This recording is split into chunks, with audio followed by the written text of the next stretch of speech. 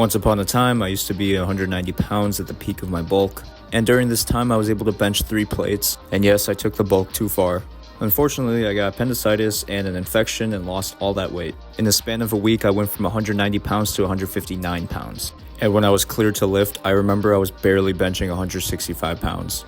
Boom, in a span of like 4 months, I was able to get back to a decent size. Here I was 174 pounds, and I got my bench back up to 295 pounds, so not too far away from the 315 earlier. But you can see I didn't have as much body fat as before.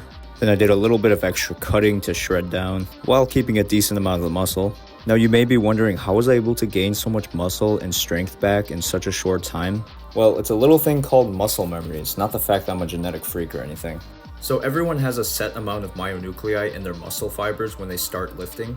And as you continue to lift, inducing hypertrophy, you have these things called satellite cells that attach to the muscle fibers and provide myonuclei into the fibers. And as you may guess, when you do this over time, you have a lot of myonuclei in your muscles than when you started. Think of myonuclei as like the factory for muscle protein synthesis. They get you big. Now what's cool about this is when you stop training for like, let's say a year, you lose a lot of that muscle fiber called atrophy.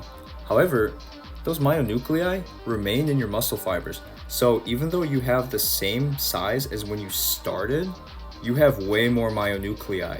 Meaning that when you stop working out and you lose a lot of your gains like here, you can quickly get back to your original size.